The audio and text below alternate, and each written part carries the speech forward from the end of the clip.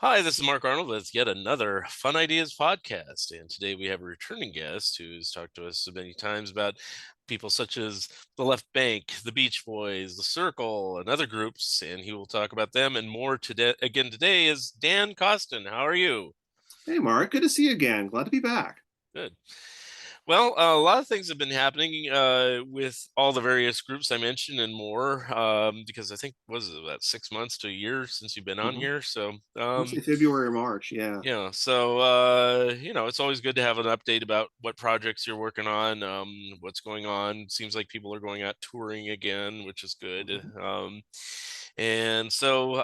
I don't know where you want to start. I guess we could start with the Circle because they do have a new album pending, or is it released yet? It will be out officially. We're telling everybody actually November 18th, which Okay, is when we'll start shipping the record out to okay, folks. And I'm encouraging people to go to our Etsy page now, which you can link on my Facebook page or the Circle's Facebook page, okay. and you can buy the record now. And from there, we'll be releasing more links in the days to come. But yes, it's the first studio album from the Circle in 55 years, and features wow, and features original singer and guitarist Don Daneman, along with longtime keyboardist Mike Loskamp. And we have several new songs from Don and Mike, and band and manager and band member Pat McLaughlin. Mhm, And we got a lot of surprises on this record. So mhm. this has been a 3 year process for me to put this record together. From talking to them in summer 2019, going, "Hey, here's a crazy idea," and here we are.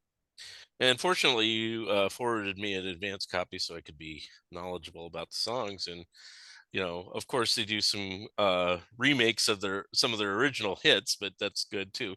But of the new songs that they did, some of really incredibly well constructed, well produced songs. I mean, unfortunately, in today's market, the way that these things work, they just kind of come and go. It's Mhm. another reunion album. But I mean, if it was any other time, this would have been a hit album, I think. So. Thank you. Thank you for saying that. I'm really proud of this record. We put this together in a studio. We used the studio in Johnstown, Ohio. Don did a lot of his work in Delaware, where he's based out of, and then I did some work here, and mixing back and forth. And it's a very, it's a remarkably cohesive, full Circle album. That was the thing, and the point I put to them was this can doesn't have to feel like exactly like the 60s records, but can feel like a continuation of Yeah. the feel and the vibe. And I think we did that. And I don't know if you have the artwork in front of you. You sent it to me digitally, and I don't have the ability to put it up. But you made it kind of look like the other Columbia albums, even though it's not an official Columbia Records release. So, Yes. yeah. My friend Sean Lynch, who is a longtime friend of mine and musician, several bands here in the North Carolina area, said, "Can I go full on Columbia 60s in this style?" And I was like, "Yes, please Yeah, go for it." And he did it. I mean, everybody who's seen it says, "Oh my God, this feels like a Columbia album," which yeah, is exactly what I wanted. I wanted you to feel like you says, "Oh, that's the Circle. That's a real album." And then yeah. I should mention too that we will be doing a vinyl run of this Oh, okay. album next That's year. even So yeah, cooler. we're bringing the vinyl, baby. Okay. So and it looks great. We'll have additional liner notes in the vinyl release, and it's yeah. I Now, would what say. uh, Mhm. what label is it officially? What it's not Columbia, We're obviously. really not putting an official name to it. It's being released through the Circle. Oh, okay, so I approached several like their labels. own label, I guess. Yeah, kind of like. Exactly. Mhm, Exactly. It's really officially through thecircle.com or the mhm, Circle's Facebook page, or you can go to my website, danielcostin.com, and find the links. The band will be putting up more links soon, and the album should be available digitally soon as well. okay. And we approached several labels, and they all said, "Well, this really kind of doesn't." It's like I kind of bucked the trend without even trying, and that the labels you would think would want this album said they all said we love this record, but it's a new record. We Yeah. really only cater to archival releases, Hmm. and while that's a little frustrating, it's not surprising. Even Uh, with three remake tracks, the Red mhm, Rubber Ball and what were the correct. other two? What were the other two? The Visit Oh, it's and Turn Down Day and The Visit. yeah. And the story behind those songs were we were approached by a division of Universal Mhm. in early 2020 to say, "Can you do new versions of your hits?" And we said, "Well, we're not going to reinvent the wheel. The songs are really good on their own, but let's do something that feels right And I Right. think we did that. And then the original intention was to have a fully complete original album, but it really felt like it was part of the story. And then Don brought a song to us called "We Were There," which is a song about the Cyrkle in the '60s. Yeah. And Hmm. then we are also through. We can discuss that soon. Is the song "We Thought We Could Fly," which is the song of him and Tom Dawes with Tom Dawes's backing tracks. Hmm. And at that point, I realized that side two, I call it side two, the record really is the story of the Cyrkle. It's "We Were There," Hmm. the opener to their '66 set, which is "Turn Down Day," "Red Rubber Ball," which is the almost closer to that tour, and Yeah. then "We Thought We Could Fly," which is literally you get the story of the Cyrkle in 4 songs. And at that point, it's like, okay, we can have these songs on this record. It works. Hmm. Very cool. One other thing I was going to say about the artwork also is you carried it over, even going to as far as putting the people's faces in the letters, like on the back of Neon, the second album. So Yes, and that yeah, was actually my idea. cool. I've dabbled in designs, which always scares my designer friends. Um, but I'm very basic in Photoshop, but it was just like I always looked at the back cover of Neon and said, you know what, that's it. And again, it's Yeah. continuing the thoughts and the feelings into a modern setting. Yeah. And with the involvement of Tom Dawes on 2 songs, and then we also got their last producer in '67, Charlie Colello, to mix a new song for this album. It's like, yeah, Mhm. this is the Cyrkle from then to now. Now we'll probably circle back to this, but I do have one last question. Is there enough? I read there's enough tracks in the can, at least some, to do a second album. Yes, we've Okay. recorded about 20 songs, Okay. and Don has more that he wants me to hear. So I'm Yeah. anxious to see what comes of this. And so one of the songs that we also did for this album was I got my friend Andrew Sandoval, who's the Monkees archivist and longtime manager, to send me a song that he did with Tom Dawes in Hmm. 2003. Tom Dawes, bass player, vocalist of the Cyrkle, passed away in '07, I believe. Hmm. And I was able to put that together with Don. So we have, and then Don used that track for "We Thought We Could Fly." So it's really is continuing on, the story. But I think Don would like to do more, not Hmm. just new songs, but also songs that we find in the archives. I mean, much like what the Monkees did with "Good Times." So I think that we're well on the way, but we need to release this record out to the world first. Right. And you mentioned Tom Dawes, and then I think you had told me separately that there was an album of Tom Dawes, either demos or outtakes or something that Andrew Sandoval was also involved with.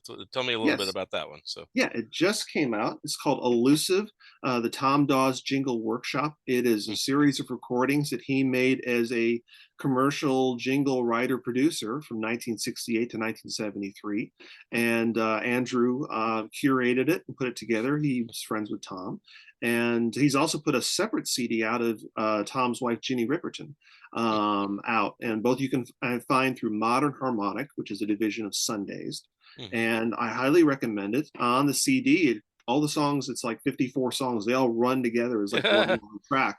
So it is like it's like a late '60s kaleidoscope of sounds So this, from Tom's head to yours. And some of them were used as jingles, and some of them was there was a one for GI Joe uh-huh. that's has to be heard to be believed. I think you can hear it online.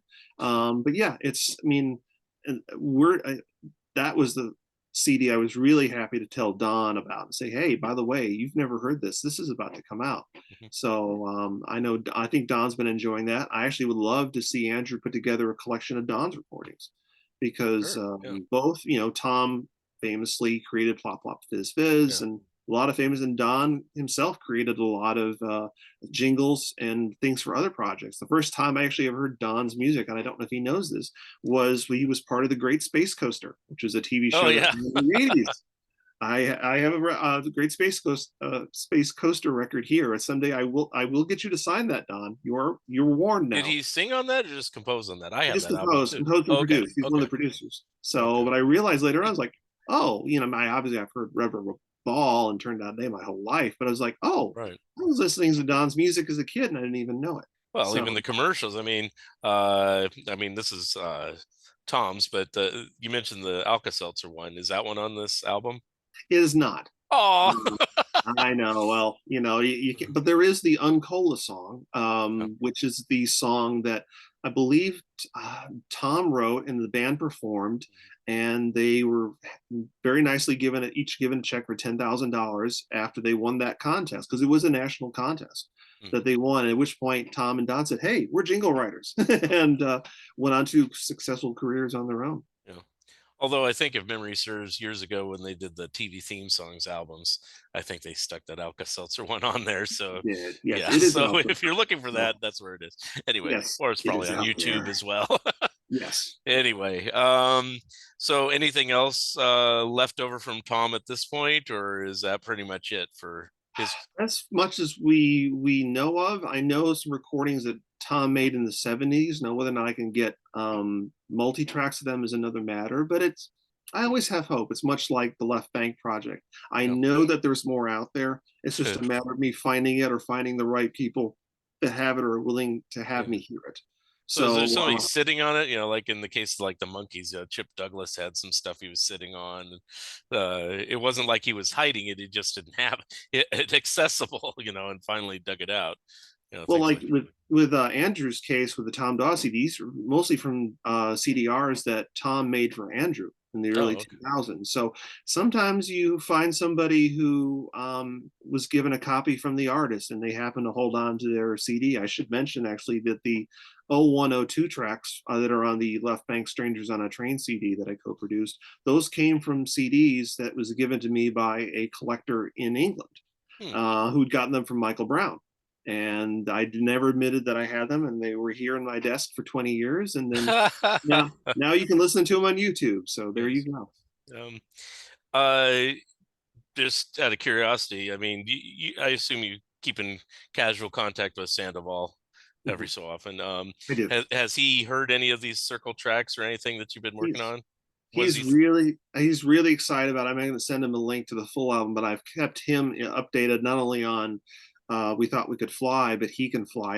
I think he's not told me specifically, but from what things he said online, he's really excited that he's now basically written and produced a Circle song. Hmm, And if Andrew's happy, I'm very happy. yeah. And I'll give a shout out for his podcast, which is called Welcome to the Sunshine. He's had the Circle and the Left Bank and many groups from the 60s on there. It's a great podcast if you haven't had a chance to listen to it. There's Mhm. well over 100 episodes, and they cover pretty much obscure kind of psychedelia. Mhm. They'll have, say, the Four Seasons, but it won't be, It, Sherry and Big Girls It'll Don't be Cry. a It'll be Generation Imitation Life yeah, Gazette, which is if exactly. you've never So heard, you really should hear at least once. yes. So So, yeah. so I mean, it's a good way to test market for yourself if you want to see, yeah, your favorite person. Like another one is Ricky Nelson go dabble into psychedelia. It's like, let me listen to Andrew's podcast and see what that's Or like. the one he did on Anthony Imperials back when they were just the Imperials and they were sort of like an R&B Left Bank for Yeah, two albums. It's really amazing. yeah.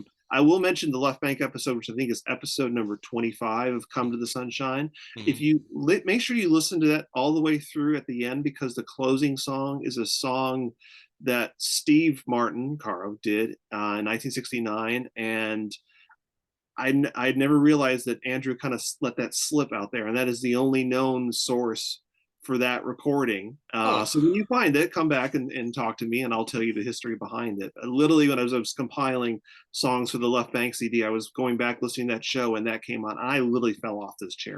I was just like, "Oh my god, this recording does exist." So yeah, I always tell if you love this music, keep digging. yeah. It's there's more out there.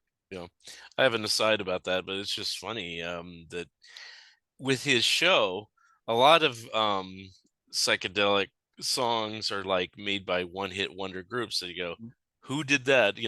Like at least Circle and Left Bank are like known enough that, oh yeah, I can go seek out records by them. But I mean, some of these are really obscure. I can't name any names off the top of my head, but when I was actively listening to his podcast, I was writing down, ooh, that's a cool song. you Yeah. know, and then I'd go onto eBay or whatever and order vinyl singles of these old records, and it's like Some of them are really hard to find and expensive, but most of them Very. are not. They're just kind Yeah. of there, sitting there, buck or two. It's yours. It's like, okay, or you could just listen to them on YouTube. I like to have the vinyl, but that's just me. There's something real. We were discussing vinyl before we started talking. We're comparing our single copies of the Cyrkle, Oh, yeah. and there's something real about here it is, and this is how it was originally presented. Yeah. I Um, mean, you I know, don't even mind. I'll show it. This is my red rubber ball. It's kind of rough because obviously it's a thrift shop copy. So see the Columbia sleeves a little bit torn up, but the record itself is not in bad shape. no, that's not bad at all. And it I plays. It's yeah, I know you can get digital copies. I know you can do but it's fun having the vinyl and just you know Oh yeah, that initial the when it hits the vinyl, it's just like be wow. nice. I'd love to Yeah, have a jukebox that I could just put like 45s from the 60s and 70s or something like that. I did it. My house is full. It's very full. So I think my wife is like, really, you're bringing this home too? Great. So that's why, so like I said, I recommend Andrew's show. Enough plug for him. Let's go on to talk about something else. Okay, but it is something to tie it all together. Yes. Andrew Sandoval is probably the one producing the Mickey Dolenz tour, which you said you're Yes, he involved with is. it as well. So Yes, he is. talk about that. Well, Mickey is going out in April 2023, and they are spotlighting the Headquarters album, which actually is my favorite Monkees album. Hmm. And he's going out with the Monkees touring band. And if any of us who were lucky to see Mickey in this last year, no, he's still got it. He's carrying, obviously, he's singing for everybody now, and it's a really nice continuation of the work that Andrew and the Monkees and Mickey have been doing since the reunion started in 2011. So please go and see this show, and this music lives forever. So enjoy it.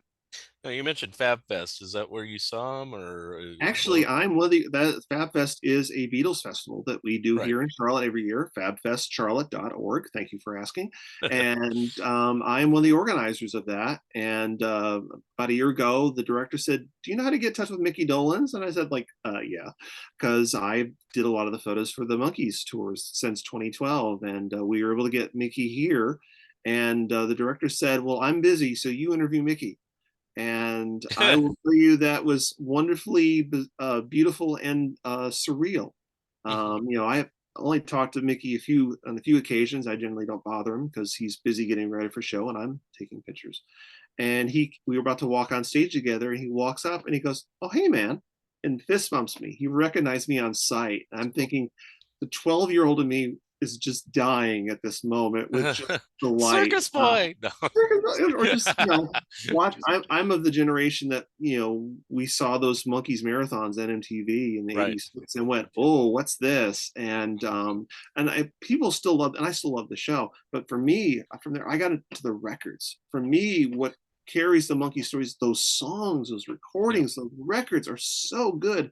They Hmm. are one of the most diverse and deepest catalogs of American music in the 1960s, Yeah. or any American band for that matter. And that's for me, it's an enduring love. I love.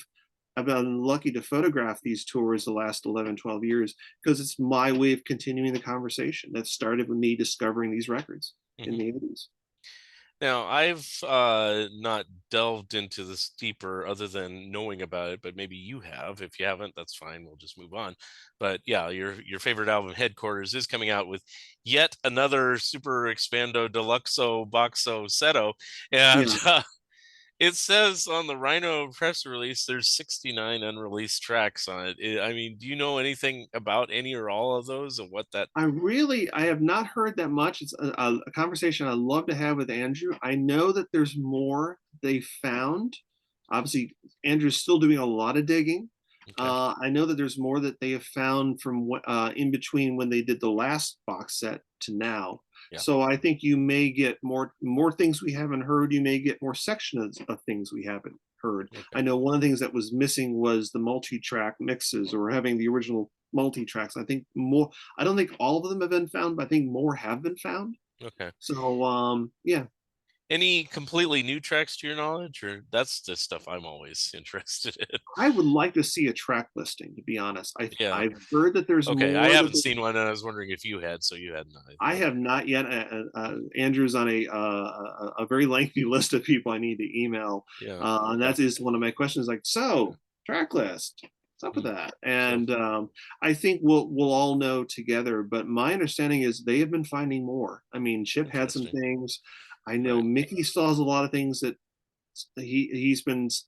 Actually, one thing that Andrew said recently online was he's working with Mickey on a project. Hmm. So I wouldn't be surprised if some of the things we hear from the monkeys in either this release or future releases is things that have been in Mickey's archives. Hmm. So along with this tour, I know that it's something larger coming from Mickey himself Yeah. in terms of his archives and history. So this is going to be interesting. Yeah. Well, I'm going to reveal something here now, but there's no timeline on it. Okay. But my co-author on my Two Monkeys books, Michael Ventrella, and I have Hmm. contemplated doing an update on the first book. Now, originally, the update was, well, it doesn't look like there'll be any more new Monkeys releases in the foreseeable future. So we will be adding Christmas Party to the original book and updating it, and that'll be done.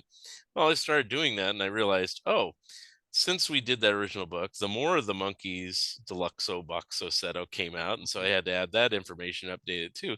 And then while we were just about ready to say, okay, that looks pretty good, maybe we could turn this in for an update, then this headquarters thing comes along, and so I said, stop the presses, we can't do it. So because I need to know what these 69 tracks are. I mean, if they're Yeah. like 10 different versions of Zilch and other tracks off the same out the headquarters albums, well, that's one thing. But if they're any brand new spanking new tracks that just somehow got misfiled, mislabeled in somebody's personal archive, it's like that's the stuff that is arguably still Monkeys, especially if more than one is performing on it. So, you know, What I'm interested to see is whether how much of it is band or members of the bands demoing in the studio. The original headquarters sessions, I believe, was about 6 weeks.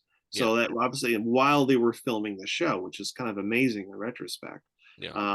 But I also be interested to see. I know that there's a number of demos out there for songs that the Beatles, I'm sorry, the Beatles, the Monkeys contemplated, or I think the Beatles have a box set out now too. We It's could hard to talk keep about track that. of all Yeah, these let's talk things. about that in a minute. But there, Yeah, go yeah, on, yeah. go on.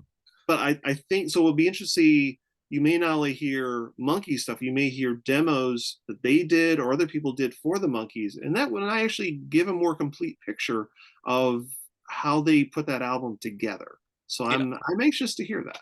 yeah.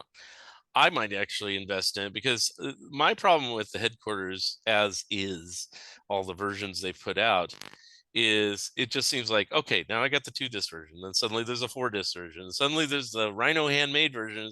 It's like, is there any sort of definitive version of all these sessions? Because this seems like the one album that they really tried to be a band. I'm not talking about Just Mhm, Us, because Just Us, even though they were just the 4 of them, they kind of dashed it off in a very quick amount of time and didn't have any outside producers, which I think they should have, mhm. um, and a little more help on that one. And it wasn't in it was just out of left field. It wasn't like part of the natural progression of what the Monkeys were doing at the time, going from Kirshner produced albums or whatever to their own thing. Yeah, yeah, with Chip Douglas. Yeah, So yeah, I'm curious what this box set tells us, and I also think maybe if our listeners or watchers haven't checked out Andrew's book on the monkeys, I think a lot of the information in this box set will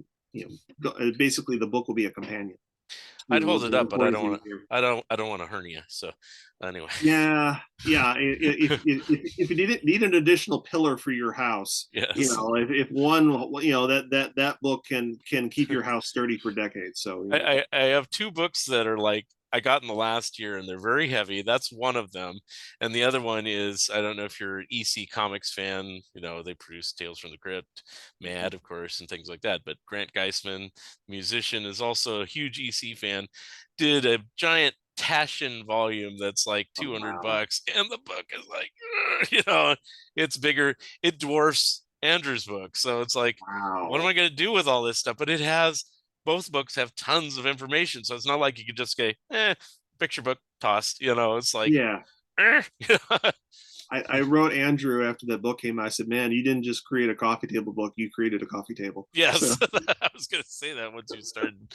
Um, so we kind of I didn't write this down, but yeah, you mentioned Beatles. So yes. of course, Giles Martin is continuing on producing remastered remix versions of Hmm. every Beatles album. He's done now Revolver, the new one, through the end of the run, and I assume uh at some point, I know he'll probably do Rubber Soul next, and at Hmm. some point try to tackle the other albums some way somehow. But um, Revolver. So, what's your opinion? Have you heard the new box set? What's going on? I have that. I mean, I'm obviously Revolver Rubber Soul era, maybe my favorite period of the Beatles, and I've always felt those albums got short shrift. It's Mhm, sort of like, oh, Pepper, oh, I mean, the first Beatles album I heard was Abbey Road, so yes, I'm always going to be an Abbey Road fan. mhm, But there's something about that's the point where the story really changed from the Beatles as they were in '64 to the Beatles that we love as these shape shifting giants of creative forces. And it really happened, particularly on Revolver. yeah. And while we can definitely debate the mixes and what's better, I had a little bit of this issue on the White Album box, in that the some of the mixes were just slightly different enough for the mixes I grew up on. To this day, that if I'm listening to them in the car, it still doesn't quite, little things like at the end of Helter Skelter don't sound right to me. But it means that somebody out there is going to fall in love with this record the way that we fell in love with it, either in the '60s or with the first CD remasters that came out in the late '80s. Yeah, But also, along with that, we get to hear alternate takes and other things that we either thought we'd never hear or didn't know existed. The demo that turned up of John and Paul singing Yellow Submarine together, yeah, it's fascinating. yeah, And but also brings a whole other potential stories. Like, wait, Paul would come over and they would record demos at John's house. I yeah, mean, we know Paul has a lot of demos that we have never heard, and hopefully someday we will hear. But this can potentially bring a whole other aspect of future releases. Like, oh, okay, they're willing to start letting us hear demos now. yeah. This is a whole new possibility of ooh, this is real creative cool stuff, the Mhm. process that we're hearing now. That was the biggest revelation to me because I think most of the other stuff uh, was stuff that I'd either heard on bootlegs or in the anthology or Mhm. something over the years. And Yellow Submarine was always tied, oh, that's that Kitty record that Paul dreamed up. And that's the story you kept hearing. And then I read many times, oh, well, Paul didn't write it, John did. And then people would poo poo. John wouldn't have written such a stupid song as this. Yeah, And then, this demo proves it. Now, he wasn't writing, we all live in the Yellow Submarine. I yeah, mean, the original lyric was, in the town where I was born, no one cares, no one no one cares. And it's cares. like, Yeah, wow, it totally changes the tone, totally changes the meaning of what's going on, to evolve from that to yeah, Ringo's Kitty song, as it were. I don't consider it a Kitty song, but a lot of people treat it that way. yeah, I just consider it another piece of psychedelia, just like Red Rubber Ball. It's like Red Rubber Ball, Yellow Submarine. Hey, yeah. colors, Yeah, we're just but it's mod colors, it's hip, it's happening. But then you start, you hear this initial demo from John, and then the second demo with John and Paul, and you hear, well, this is how they put this song together. This yeah, is how the song evolved into what we know. But yeah, there's much more behind it. yeah. And I guess that I'm speculating here, so it's probably like the situation with the Monkeys and their demos, hidden for years. People forget about it. Mhm. It never happened because I forgot about it, basically. And now, oh yeah, here it is. Well, I think the estates have had these songs all along, but whether or not they want to acknowledge them or let people hear them is another matter. I Mhm. mean, how do we know about the White Album demos? Because at some point somebody burgled George's house and got a certain amount of safety copies out, which were then bootlegged. Yeah, Same with John. Paul seems to have never had his demos, at least in the '60s, swiped, or there's most of what we heard is like '70s, '80s. But it's also, I think it's not just Paul and Ringo saying yes, we can release this. I think it's also now, you have to remember that the John estate is now run by Sean Lennon, and Sean is Ah, more welcoming to have us hear these works in process, yeah. not just for the Beatles, but also John's solo records, which, I should mention the Sometime in New York City box that just came out too. So I think this is all not only just a change in willingness to have us hear more, but also the estates having us be willing to hear more. Hmm. Wait a minute. Okay, that did actually come out. There is a Sometime in New York City box set. Yes, Okay. Oh, yes, okay. you I heard thought it that here was first. all Yes, right. Is it officially out by now? I I mean, believe or it is out by now. okay, Yes, what is on that then? I mean, is it just the album or is there the there's live additional. concert Yeah, and there's okay. live. There's Okay. kind of, it's as sprawling as that record is. It's kind of imagined to hear it more far flung, but apparently it is. So, Okay. and that is an interesting. You can say that's kind of a go between record between Imagine and John leaving England behind to this kind of, okay, let's let it all happen and hang out in New York, to the records he started to make in LA before he just, took time off. So it's, to me, sometime in New York City has always been like a go between, but it's an Yeah. interesting go between. Yeah. I mean, I don't hate that album. But I always thought they're never gonna. There's certain albums you just say they're never gonna do a box set on that. But maybe if you're saying Sean's in charge, Yes, he I is. mean, at this point, all of Lennon's solo albums are worthy of a box set, Oh, yeah, especially without you. since there aren't going to be any more new albums. You might as Mhm. well make a good presentation. It's just like doing the Beatles. I mean, do we need a Yeah. Please Please Me box set? The average person probably it wouldn't be their first choice, Mhm. even if they had a ton of outtakes.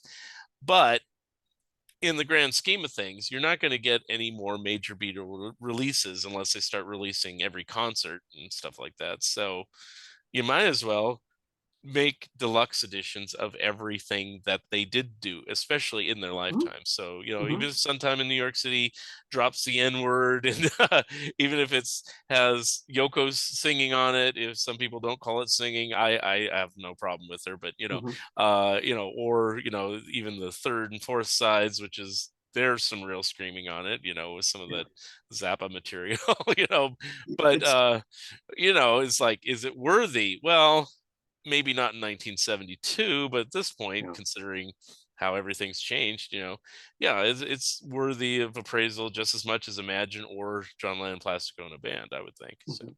And we're still, I think for all those, you go, oh, this is okay. But then you find some things like, wait, this is really good. In some ways, this is better than what was released. As we're discussing, they're about to release the box set for the Beach Boys 1972 era, which yeah, covers Carl the Passions and Holland. yeah, And the Dennis stuff alone from yeah, that era that they've been releasing is astounding. And this has been sitting in the vaults for 50 years. yeah, So if it means that there's something out there that is going to make people go, "Oh my God, what is this? I either need to go buy this, or I have to deep, di- uh, I have to deep digger into this artist's archive." right. So be it. You know, Yeah. And that that's was one I had. You didn't tell me to talk about this one, but it's like, I know we've talked Beach Boys. So it's coming out in about a month, I guess maybe. yes, By yes. by the time this airs, it'll probably be out. But Sail on Sailor, it's similar to what was the last one called? I forgot. Uh Oh, darn! I really like that box. it's the Yeah, it's a Sunflower Surfs Up one. That was the yeah, previous one. I forgot the current title. Sorry, we can look it up. But anyway, is this one just as deluxe? It just has as yes. many, yeah. And now it seems like it's a little bit heavier on live music, which is not a Mhm. problem because this period of Beach Boys is my favorite, 67 to 73. Yeah, And also, they were incredible live then. I wish I would have seen them live then. same, You know, same. I mean, Especially with Blondie and Ricky. And yeah, part of this box set features the band's complete recording at Carnegie Hall in 1972, which they apparently recorded on a 16 track, yeah, which was really state of the art back then. And you really get to hear the whole band doing their thing. And hmm well, one or two tracks have already been released online, and they sound fantastic. hmm So again, it's like people have certain expectations. Oh, the Beach Boys, they're this, they're that, or even the hardcore fans say, oh well, I really like this or that. Well, I don't, they got a little sideways. Then you hear these box sets and you go, oh wait, there's way more here than I knew. yeah, And the joy and the fun for those of us who are involved in this music is, I don't want it to be, I don't ever want it to end. You can't know everything. There's still more out there that Right. we're gonna find. And yeah, I'm excited about this, and also just it keeps rewriting the Beach Boys story, which can use some revising from time to time, if only Yeah. for just changing people's expectations. Yeah. And it has changed mine because Hmm. my initial impression of 67 to 7, well, the initial one is the one most people say, oh, after Brian collapsed and Smile collapsed, that was the end of the Beach Boys, there's nothing else to say. It's like, Yeah. well, yes there is, Well, but people are always surprised when I say, like, I love Pet Sounds and I love Sunflower, and yeah, they're like, "Oh, what's Sunflower? You yeah, should go listen to Sunflower." yeah, You should go listen to Holland. It's like, yeah, yeah. go ahead and let your ears tell you something otherwise. Right. And so when I started listening to these albums, I started collecting them on vinyl originally, probably late 70s. That's when I started getting into them. And I had this book called The Rolling Stone Guide to Rock and Roll or something like that. And it had chart positions. And it would list like Sunflower charting at like 150 or something like that. And I Yeah. go, I, I don't get it. I mean, it's like, Mhm. what was going on back then that people turned their backs so hard on the Beach Boys that they put out a really good album that they couldn't give it a listen. It's like, Yeah. wow. And at first, I would just go by the charts positions. I was just like, oh, 151, it must not be very good. And then you pull it out and listen to it and go, this is great. What's going on? And people have Mhm. compared that album to the Beach Boys version of Sergeant Pepper, as it were. It's like a mature album that's Yeah. well produced and everything like that. And it is. It's like, so I don't know what I'm driving at. I'm just saying those are things that I've learned over the years. With all this. Well, all the bands that we were discussing, the Cyrkle, the Left Bank, they had an initial rush of a hit or a few hits, and Hmm. then they continued to make really good albums, but for whatever reason, they weren't getting on the radio, and people Hmm. just figured, well, they're just not may not it must not be as good as the earlier hits were. The Yeah. Circle definitely dealt with that with Neon and the Mink soundtrack. The Left Bank, I will tell people, for me, Left Bank Two is a better album, than it's more cohesive than the first album. Hmm. But it's, you have to get past the initial expectations that we've heard or read either in books or online, and just discover this music. just Yeah. just go and discover it for yourself. And then another thing on this box set is, again, and you might know more details than this, another demo for the song Sail on Sailor itself. And I've always wanted to hear Brian Wilson sing a studio version Mhm. of that song at the time. I mean, he could easily record one now, but, his voice isn't the same as it was in 1972. So, I want, where did that one come about, to your knowledge? My understanding was, obviously Brian was one of the co-writers, and they basically threw that song open in the studio and said, "Okay, who wants to have a go?" My understanding is that Brian had a go at it. I believe Carl had a go at it, Hmm, and then they finally said, "Okay, Blondie, you take it," and they went, interesting. "Okay, that." Right. And so it means that there's versions of Brian singing it, and that song had been passed around. I think, was it Tandon Ulmer's one of the Yeah. co-writers. Van Dyke Parks had a go at it. So there's multiple versions of that song out there in various stages. So I'm anxious to hear what's on the box and hear the genesis of that song to what we've known for the last 50 years. Yeah, and I know on that particular one because I have seen the track listing. The only place to get that demo with Brian Wilson is on the big box set. If you get the 2 disc version, they didn't put it on there. It's like, Yeah, you know, they're just teasing us. yeah. Yeah, Well, on the previous collection, which for some reason we can't remember, the Sunflower Surf's Up collection, yeah, most of the unreleased tracks, I felt they either put on the 2 disc version or they've been released on other compilation albums like Hawthorne Boulevard or yeah, whatever. So I didn't think there was very little that necessitated having getting the big set other than it's all in one spot. So, yeah. I but did this enjoy. one, Mhm.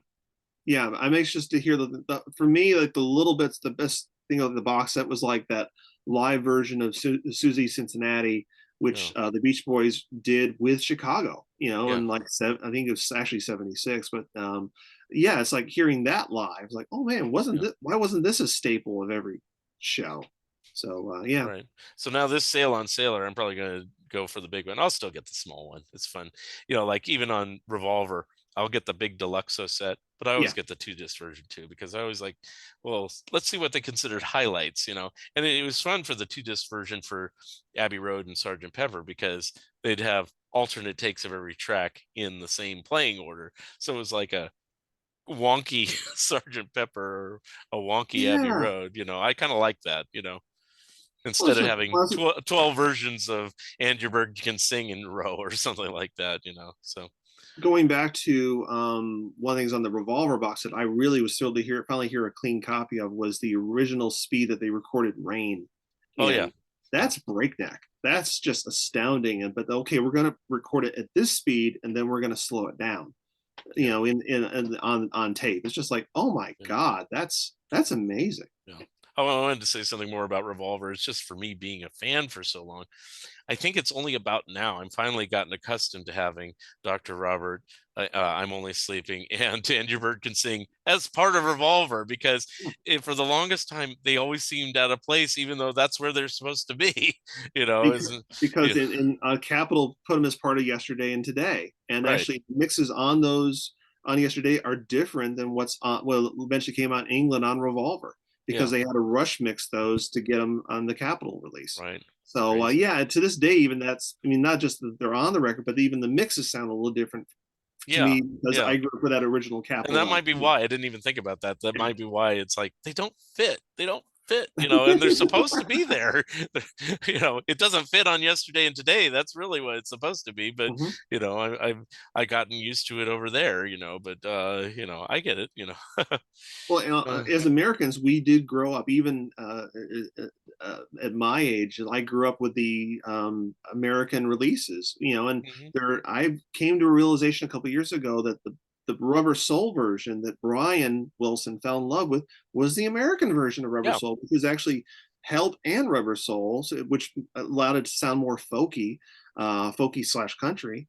yeah. And so it was like when Brian just, you know, always, oh my God, I love Rubber Soul. He fell in love with the American version. Yeah, That's that was kind of I hate yeah. to say when Giles Martin does tackle Rubber Soul, they're not going to put "I've Just Seen a Face" or "It's Only Love." They're going to leave that for a help set or something Yeah, else. correct. And but the set will have a Day Tripper, and we can work it out on it at least. So it's kind of that kind of makes amends a little bit. So Yeah, because yeah. so. And I get it, you know, but you know, I agree with you. You know, the Brian Wilson, the version Brian Wilson heard was the more folky one.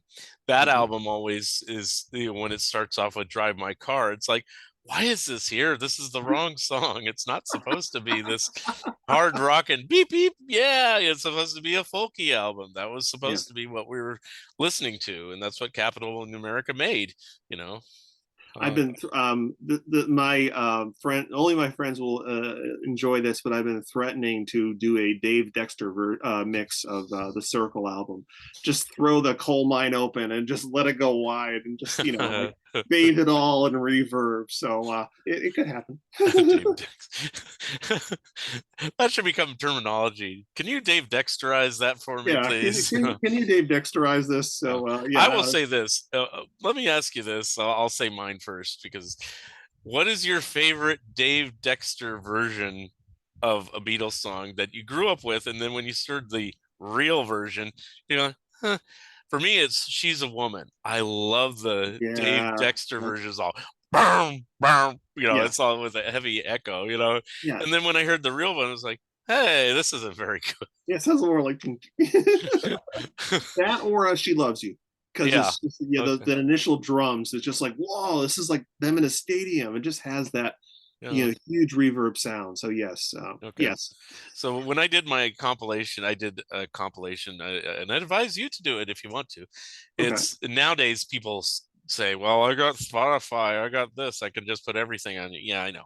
But the challenge is put all your favorite Beatles songs, any version you like, but you can only whatever fits on a single CD. So, and I think I've gotten a Mm. 20 track version, but I did put the Dave Dexter version of "She's a Woman" Yeah. because it had to be that version, Well, not the others. So, and that was the version that we fell in love with as kids, you yeah, know, and this love of this music we're discussing is the continuation of that love that we discovered as kids. So it, yeah. you know, it is what it is. And I feel bad sometimes. You know, I think what's his name, King, R.L. King, is that the guy who runs Beatle Fan magazine. Oh yeah, I cannot remember. In Yeah. his latest issue talks about, people talking about like this revolver thing. Yeah, there's purists out there that don't like anything remastered or remixed from the 60s. And it's like, well, there's something to be said about that, but I mean, a lot of times they had to do it. It wasn't just Dave Dexterizing it. It was mainly due to the limitations of a vinyl Mhm. record, especially at that time. You could only put like maybe 20 minutes of information per side max, back then. And, now you can get maybe 30. But still, it's heavily compressed and different than the expansiveness of a CD or DVD or Blu-ray or something Mhm. else, Or so the example like the first Left Bank record is really mixed for AM radio, so it's very low end and very muddy. And mhm. Andrew's mixes that he did for the first Left Bank collection that he did in 1994, to me those are the Left Bank mixes, because you finally got to hear the beauty of the songs as opposed to everything just kind of sounding like it was underwater on that first album. Yeah. I like it when I discover things, and so this is why I'm not adverse to the remixes or anything like that. Sometimes they choose to bring up something Mhm. in the mix that wasn't brought up originally, or if it was, I just never noticed it. Yeah. The one that comes to mind because I just listened to it was the mono version of Taxman.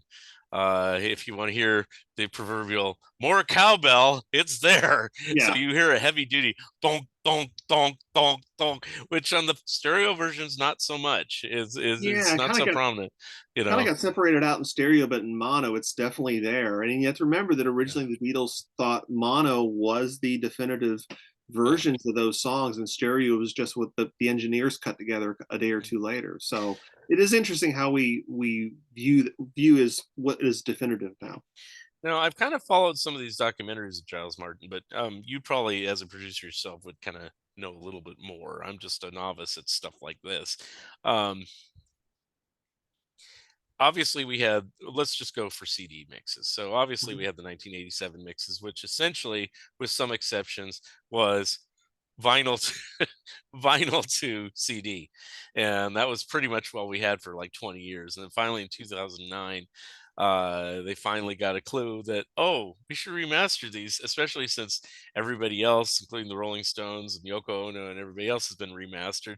Maybe we should remaster the Beatles after all this time. So Yeah, that took a bit. Yeah. especially on the later albums, meaning from like Rubber Soul Revolver to to the end. I mean, overall, is Giles Martin really improving much on the 2009 mixes, or is he just kind of just dabbling around, just saying, "Hey, oh, I'd rather boost this than this," like the cowbell instead of the tambourine or whatever.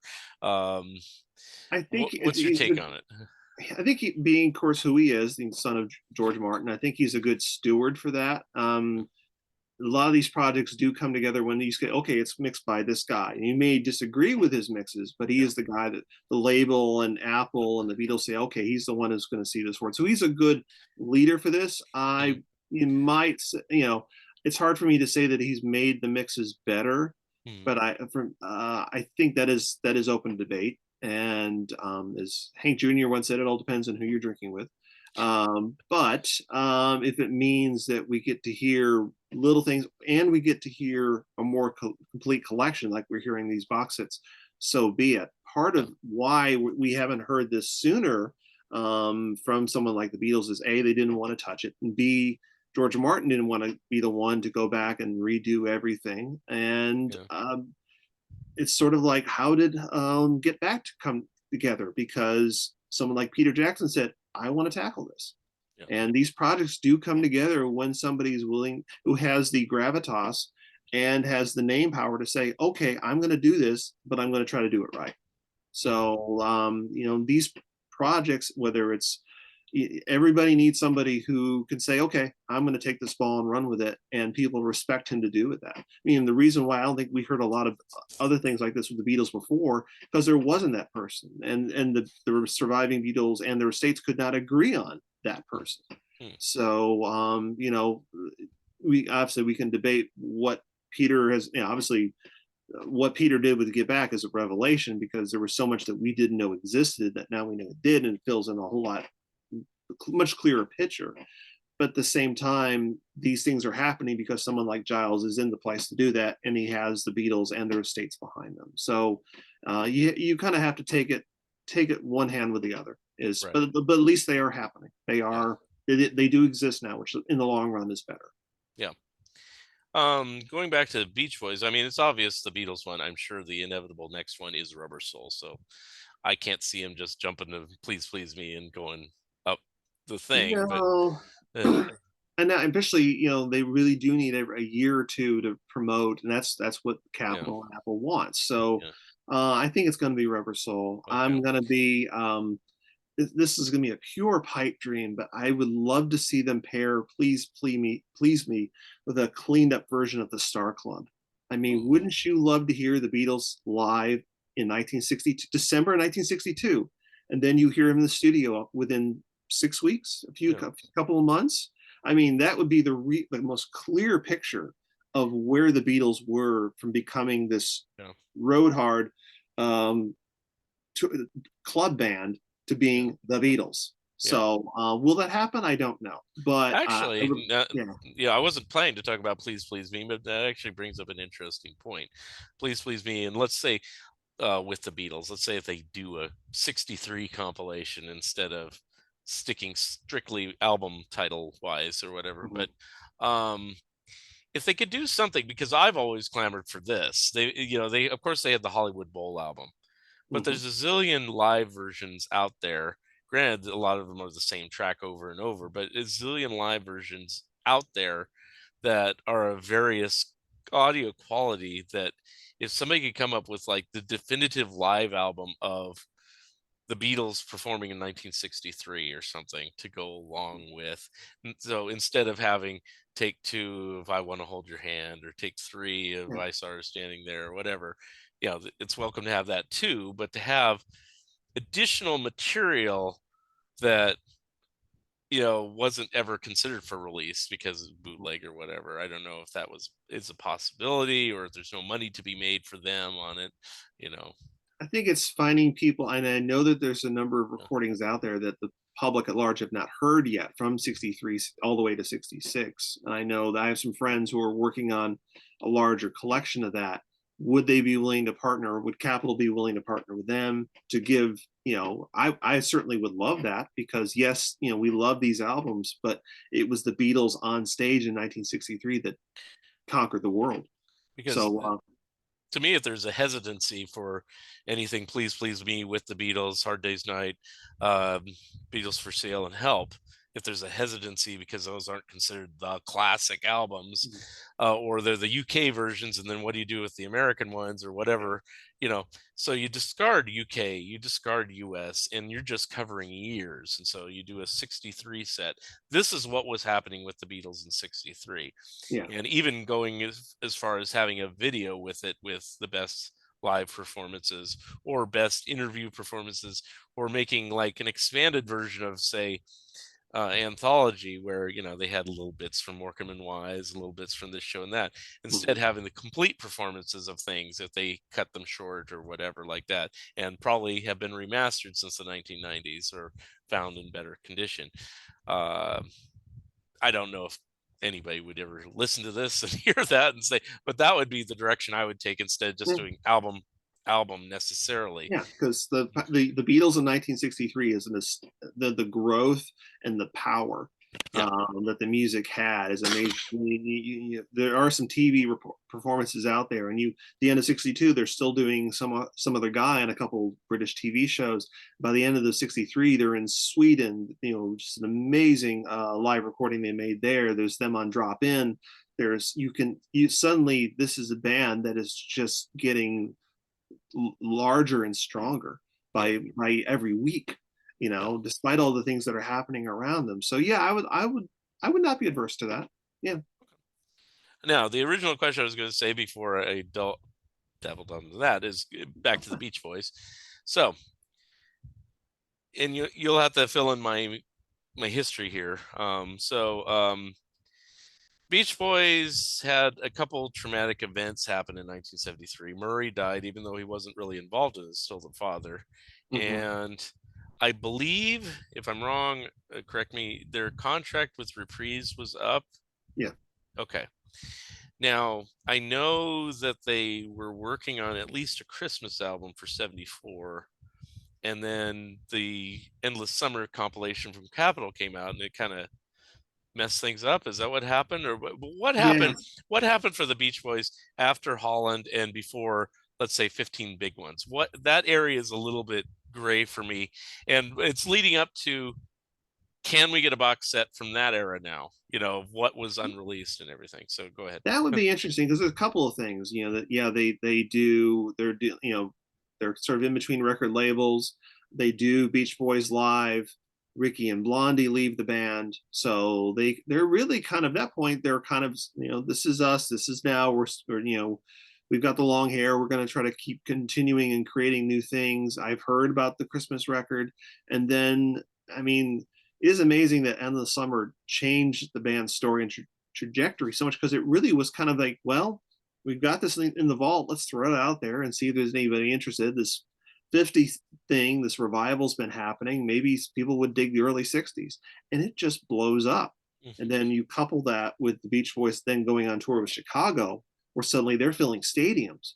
Right. And suddenly it is the point where the Beach Boys are not so much looking forward, they're creating new stuff, but they're also looking backward. Yeah. I mean, 15 Big Ones definitely has this kind of new but old, not just the covers of rock and roll music, but it's almost like this. That is the record that changed their creative process and their willingness to say, "Hey, we're the Beach Boys. We're the Yeah. Beach Boys of old, but we're still the Beach Boys of now," as opposed to we're the Beach Boys now.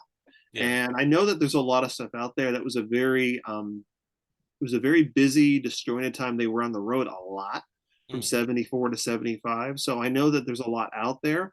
That will be an interesting box to put together because, at least with the 71 box set and the 72 box set, you do kind of have some cohesiveness in that you kind of have these bookends. Whereas, like from Beach Boys Live to 15 Big Ones, it's all just kind of Yeah. okay, Brian's involved again. We're trying to pull him in, eventually being back on stage with us, and it's a much more far flung story. Is So that in your opinion, is that what caused most of the fighting in the end of the decade? What direction to go? I think so. I Okay. think so. I Okay. mean, the it's the Beach Boys, as you know, is way more complicated than Brian Good, Mike Bad. Yeah. You have several writers and producers in the band, and they all Sounds like have a great ideas. album title. Brian Good, Mike Bad. Anyway. Yeah, and people, I always now people are like, well, it's Brian. This was like, no, it's way more complicated than that. Yeah. Trust me. Yeah. You have a lot of people, and sometimes some stepped up and some didn't. And by Mhm. the end of the 70s, Brian was kind of ebbing again. He was Yeah. involved, but he had other people around him. The other members of the band wanted to have more of a push. Obviously, Carl continued to be very involved throughout the Mhm. decade and was kind of gathering more steam within the band, and to the point where eventually he went off and made two solo albums on his own in the early 80s. So I mean the Beach Boys is an ongoing back and forth. It always has been from the beginning, and you Yeah. kind of have to remember that these are kids who were three brothers, a cousin, and a school friend. And then for a time, David Marks, who was their neighbor across the street. You Mhm. know, when you've all known each other that long, you're gonna love each other and fight each other like you've known each other that long, Mhm. and that has changed obviously depending on the people who are around them at the time. I Mhm. always said this: the story of the Beach Boys isn't the five people; it's the circles around the circles. It's the people who were involved with Brian or Mike or Jack Yeah. Riley or whoever was working with the other members of the band or the touring band. The Right. touring bands that they had in the 70s, 80s definitely informed a lot of their sound as well. So I think it's also just it's amazing. It's amazing we're still discussing the Beach Boys now because Uh-huh. at any moment throughout the 70s, even the 60s, it looked like it could have just broken apart any moment. Yeah. So I think it was just that, and they just wore down. But they're still there's most of the members are still out there doing something. Yeah. So it's kind of amazing. Interesting thing though, in trying to figure out, because yeah, I think the reason why I like the 67 to 73 excuse me, era is mainly because it's kind of a progressive era similar to the Beatles. They may not have had the chart success, but they had the creative success. And I think, I don't know if Holland is considered a creative high point, but it's certainly very vastly different than anything, Yeah, like Pet Sounds even, it's like it's very different, yeah. it has a different feel. And I always equate it more to like a Led Zeppelin album, which is kind of funny because people think, oh, Led Zeppelin, they're heavy metal. Not Led Zeppelin doing Whole Lot of Love, but Led Zeppelin doing the more Yeah, lighthearted, yeah. going to It's California, the California theme songs and things like that, the acoustic stuff.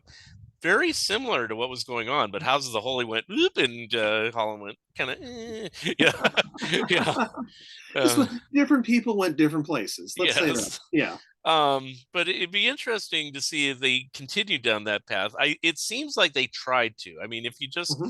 uh, condense Beach Boys to pre-Dennis death, um, 15 Big Ones was obvious to cash in, just like, oh, got to take care of Endless Summer. Let's do a new album that sounds like some of our old hits. I Yeah. was so ignorant when that album first came out. I thought it was a compilation. I didn't know it was brand new material. I was 10 years old. And that was part of the. There's some stuff on that record I like, but that was part of the problem. Yeah. It was almost in too much in service to try to be sit alongside Endless Summer. Yeah. And I don't know if that was a wise direction to go at that time. Chart wise, I guess it was because it made top 10, but Mhm. now the next album is more interesting, which I used to cast off Beach Boys Love You or whatever you want to call it. And I used to just cast it off. Oh, they got their smokers voices and they're not singing very well. And, they're all nonsense topics. I mean, if you really think about it, Brian's writing about Johnny Carson, Solar Mhm. System, but those are great tracks if you really think about them. And Yeah. it almost seems like that was like the extension beyond Holland in a certain respect. Like Brian was kind of fighting back, saying, "I like this kind of progressiveness." I don't know if he intentionally did that at the time. Mhm. Well, and talk to Um, the guys in the Beach Boys band, and they'll tell you how much they love you, and how yeah, much they love.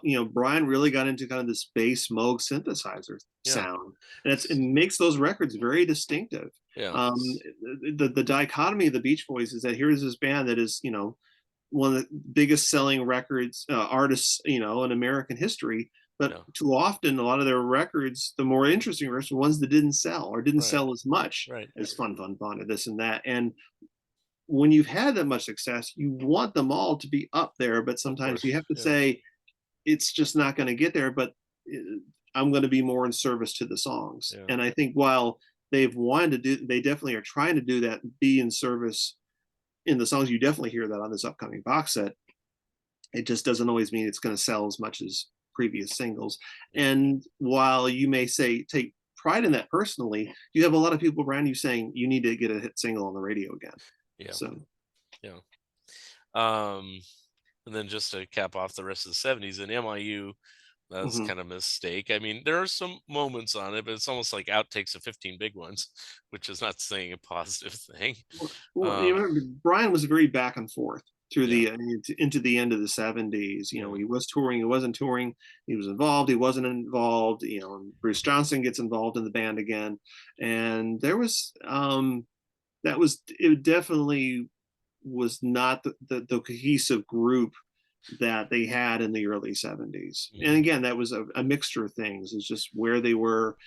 Dennis was doing his solo thing, but he couldn't really leave the band completely. So there's that push and pull, and yeah, I mean, much like the '70s, it's easy in retrospect to say, "Oh, it was just this," but no, it was way more and way more yeah. complicated. And then the next one I think is their last truly great album. Period. I mean, they've had moments. God made the radio, and Mhm. I even like the Beach Boys 1985 album pretty well. But there's a little bit of a, what's the word? Kind of a superficial subtext to all those later releases. But Light Album seems like the last time where they said, let's try to make a really darn good album here. Yeah, And And a lot of that was I Carl's influence. okay. Carl was heavily involved in that. I know Al was involved. I think there was a point where they just said, let's just try to make an album. Like Yeah, I know we're the Beach Boys. I know we're supposed to be on the charts again. But let's just make, you yeah. know.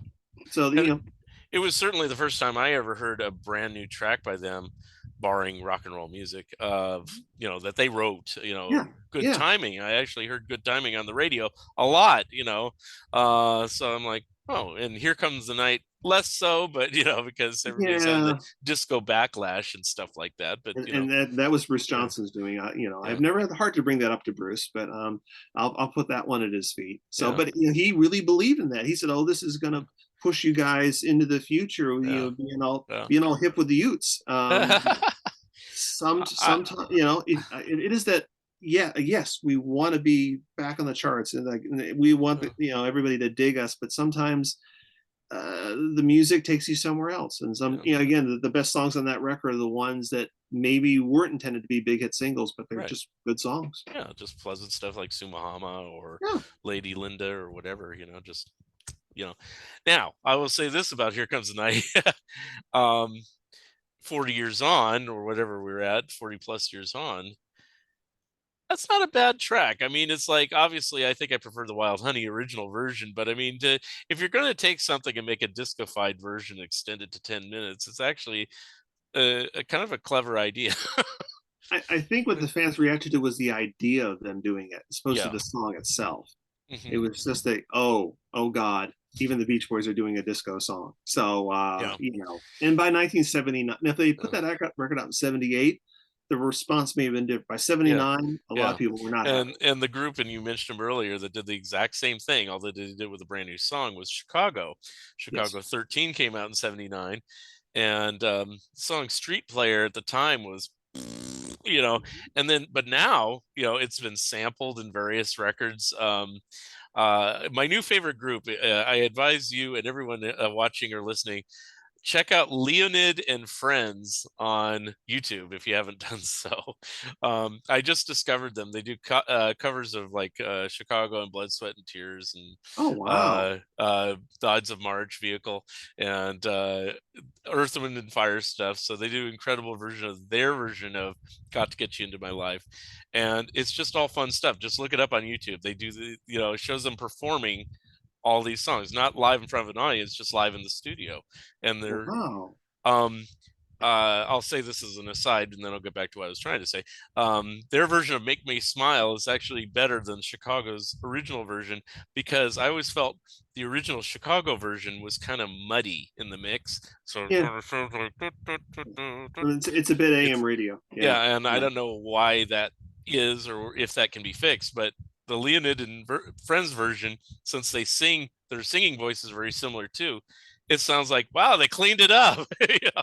Wow. I'll Anyway, check that so out. they do a great version of 25 or 6 to 4. But anyway, they do an incredible version of Street Player, and they do the full length 10-minute version or whatever.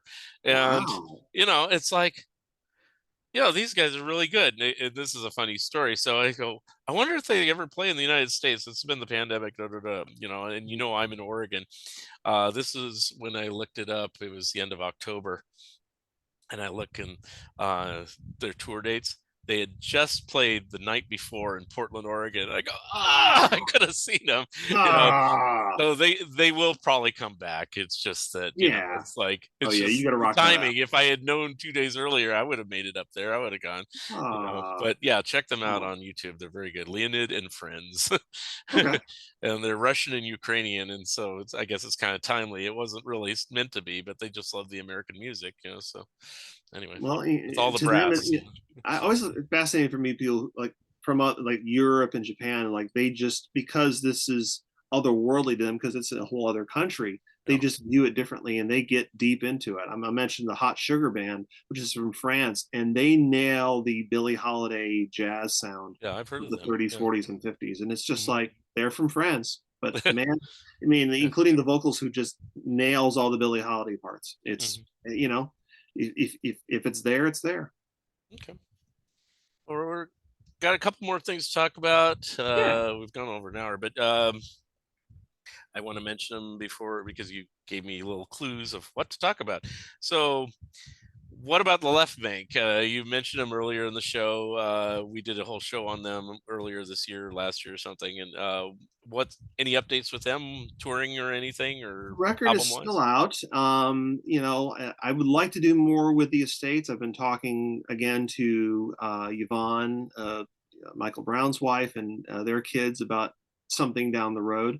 We did find a lot more Michael Brown recordings in the process of doing this release, and I would like to do more with it. It just whether it comes out under the Michael Brown name or the Left Bank name, there are other things with the other states that need to get worked out. And that, I definitely want to have that all in hand before we go forward in the future. But I think there's a lot there, and I think that we discussed in last time we talked that when I was doing more research on the '01, '02 recordings that Michael and Steve did, Steve Marcaro, Michael Brown did with Tom Finn, other members of the Left Bank. I went in knowing that there was 8 or 9 songs that they had done where Steve's the vocalist, Mike's the keyboardist. Well, last fall I had an email from Yvonne saying, "Hey, we found some backup files because they'd use Pro Tools for some recordings they did in Florida, and you want to hear them?" Well, yes. And so I got 53 folders on a Google Drive one night, and 2 folders had 8 more songs that no one knew existed. So I've actually figured out now there are 17 songs that you would say is, technically Michael Steve Left Bank. 16 of them have a Steve vocal, and they're really good. And I hope people get to hear more of those as a standalone release down the road. How that will happen and when, I don't know. But part of the joy of that project, I literally, we discovered 4 times more material than we knew to exist when we started the project. And now we know, the family has it. I've been able to hear, I know where it is. And, we even found some recordings that Michael did with his father in '66 that got released on a B-side on completely, it was named like Sounds Unlimited. And basically they needed a B-side for some other song that wasn't very good. And they threw a Michael Brown instrumental, it was basically a backing track they never used for a Left Bank song. And I found it on eBay and presented to the band to his family, like, we've never heard this. Wow. So that's the ongoing joy for me in that project, is that Mhm. knowing that a that more people will hear the Left Bank, and b that there's more out there that hopefully they will hear someday. So and I will mention too, if there's anybody out there who has anything tied to the Left Bank you think I should hear, please email me on danielcoston.com. Find me at Daniel Coston on Facebook. There is more. There's more out there, and I ain't stopping searching. Now, is this stuff released the same way as the Cyrkle material, self release, as it were? The Left Bank actually was released through Omnivore Recordings, Oh, okay, Omnivore. Oh, that's right. That's right. omnivorerecordings.com, and please check out all their great releases. Okay. And my friend Cheryl Pavelski, who I worked with who co-owns Omnivore, Mhm. and I was my co-producer on the Left Bank record, recently co-produced the Wilco Yankee Hotel Foxtrot box set, Okay. which I have 10 pages of photos in, which Cool. I'm really proud of. 27 years into a photography career, I can say that a record I worked on went top 5 on Hey. Billboard and #1 in box sets, #1 in a lot of other things. And Yeah. I got an email one day while shooting a luncheon saying, "Hey, your record's #4 on Billboard," and that's Mhm. bizarre, but it was wonderfully bizarre. Mhm. And that is, people say, how do you stay, get these sort of projects? You stay involved, you stay in Yeah. touch. It helped that I've been working with Cheryl on the Left Bank record, and who knew that I had worked with Wilco during 2002 and said, "Hey, what do you have?" Yeah. And I had done a full photo shoot with Wilco, some of which is featured in their best of that came out several years ago. And I figured they're going to use all that. And I gave them a bunch of live shots that I had not only from the Philadelphia show, but a separate Nashville show I'd shot that same year. And they chose all the live stuff. Hmm. So every live photo you see in that box set is all mine. And that's all stuff that literally has been in this office for 20 years and nobody had seen until now. Hmm. Any chance of working heavier with Wilco in the future, like producing their records as well, or just the Maybe photos? not producing that. Jeff Okay. has a good handle on Okay. that. I would That's say, fine. and Jeff, I haven't talked to Jeff in a while. I do see the other band members occasionally, and I hope Yeah. he's doing well. I'm really proud of what he's been able to create over the last 20 years and more. Mhm. Um, I would love to do more with them. There's always bands that I'm still in touch with. We talk about doing things. Another band I'll mention that I was got to work with again this year was the Avett Brothers. That they gave me permission to do an exhibit of my photos of them over the last 24 years, Hmm. and hopefully that show will hit the road here in the Carolinas next year. We'll, and I did photograph them again in May at a private event. I just saw Seth again recently, Hmm. and will that lead to more stuff? I can't say. Would I like it to? Yes. Same Yeah. with Wilco. Same with the Beach Boys. Same with a Yeah. lot of the bands that we're discussing that I've been Yeah. lucky to work with here and there. But you stay open. You stay in touch, and let it all happen. That's what I Hmm. say. Any bands that you have may have encountered or may not have encountered? Just I'll leave it open. I mean, you can even say Beatles if you want to, but I mean, that you would like to work with. I mean, uh, I still feel like there's a couple bands that I have some unfinished business with. One of my long running favorites is the Jayhawks. mm, I got to do some stuff with the Jayhawks several years ago, and they've posted several pictures of mine through the years. But I always feel like there's one more shoot I haven't gotten with them that really is like that shoot. mm, Another one of my favorite bands I've only photographed once. I've never gotten to really work with in depth is Teenage Fan Club mhm, from Scotland. I think one of my signed pictures of them is over my shoulder here. And there's always people say, "Oh, you've done all these things." Like, yeah, but there's always more I would like to do. yeah, There's always someone like Drive By Truckers or Andrew Bird that I worked with 20, 25 years ago. And I said this to Seth A recently. He's like, "Yeah, I did some nice work back then. I'm glad you guys like it. But I think I'm a better photographer now." And yeah, I think they're further along as artists and musicians and people. And if they called today and said, "Can you meet us somewhere tomorrow?" Yeah, I'd do it. mhm, It's just because I always feel like there's something better that I haven't gotten yet, mhm. and I think that's actually not a bad way to live. Now, You're always in search of the next good idea. do you prefer working with all these different bands in the photography or in the producing or both? If you had your dream. Um, I would start as a photographer, and if they felt they were comfortable enough with me to take me on as a producer, I would get to that. How I started producing the last couple of years was I was having to work from this computer, Mhm, and okay, well, if I can't be there on site, we can organize this. We can organize this archival release. mhm, Left Bank was an archival release, and then along the way, the Cyrkle became a full new album. I've been producing a couple acts here in Charlotte, one for Todd Johnson and the Revolvers, which is coming out in February. mhm, A great duo from this area called mhm, Fall Lift, and their first single just came out, and the second single comes out next week, and that's a record I did with Doug Williams, who he was the early Avett Brothers producer, and he and I have been friends. He's my fellow 60s compatriot in arms, and we've been talking about working on a record together for 20 years. And I said, I think I've got something. But it was having the relationship with that band to say, okay, I can be the benevolent adult to help get the sound that you want. yeah, So I would say as a photographer and writer, and if things blossom into a more in-depth role, yeah, okay. we'll get to that. We'll get to when the time is right. Yeah, Well, the only reason I asked that is mainly because I've heard more of your production stuff in recent times with the Cyrkle and Left Bank. So I thought, is that the direction you're going, or are you still keeping the photography in there as well? You definitely know, so keeping the yeah, photography going. yeah. It's sort of like a lot of things in my life that I didn't really choose to be a producer. The producing chose me. I had the chance to oversee a friend's record 4 years ago here in Charlotte, and I just thought I really enjoy this. It's a lot of work, but I really enjoy it, and I love seeing these songs and this music come to fruition. And I suppose you could say, "Oh, I'm only this, I'm only that," but I've never really been one to draw lines. I say I'm a photographer that's written 8 books Mm, because the work said you're doing this, and I said, "Okay, let's go." And so I'm at a point, especially with the Cyrkle record, where I know we'll hopefully work towards another new record in a year or two. But I'm kind of really open to what comes next. So I think the photography is going to reemerge a little more as the world continues to reemerge. But I've been known to change my mind. We'll see. okay. Well, we're at that time, and you've been pulling plugs out the whole time for the last hour and a half. But uh, yeah, which is fine because you're working on a lot of projects. I guess uh, just say how people can get in contact with you again. the latest albums by the various artists we've discussed that you're involved with, and anything new coming up.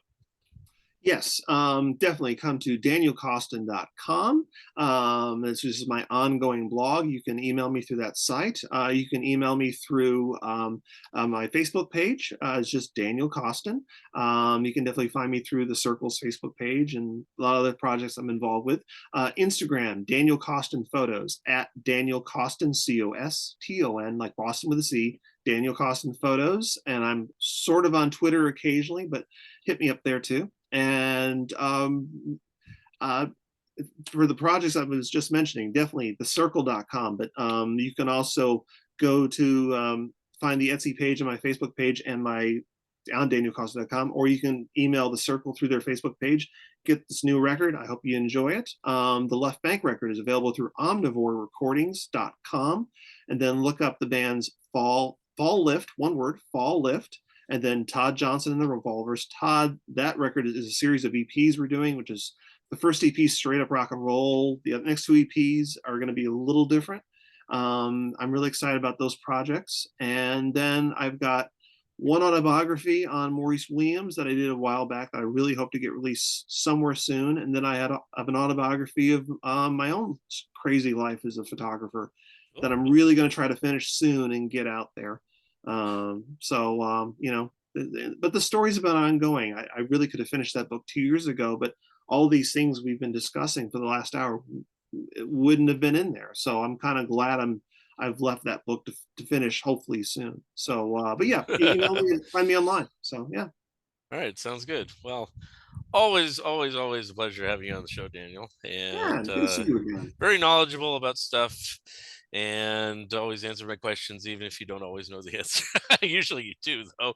Um, I try. and I try. I always tell people like I don't know much, but I'll tell you everything I know. So and I'm happy that you turned me on to Left Bank and the Cyrkle more than I originally was aware of them. I knew their hits, but mhm. little more.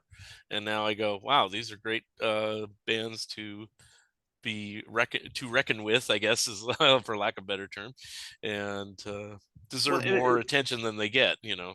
thank you. And part of my involvement in with those bands was I love the music, I love the bands, I got to know the bands.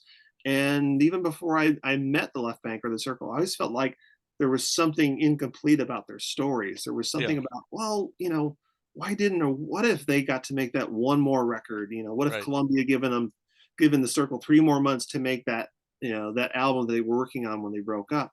Well, as it turned out, I was the one that helped continue the story. So I think there's people like me out there for other bands. So if you love this music and those musicians are still out there, go out there, support them. Whether they're new or they've been around 50, 55 years, Right. this is it's like life. It's an ongoing conversation. Cool. All right. I want to thank you, Daniel Costin, again for being my special guest. We'll have you on some point in the future, hopefully soon. Wink, wink, nudge, nudge, if we know what we're talking about here. And anyway, but I'll probably see you on Plastic EV show as well.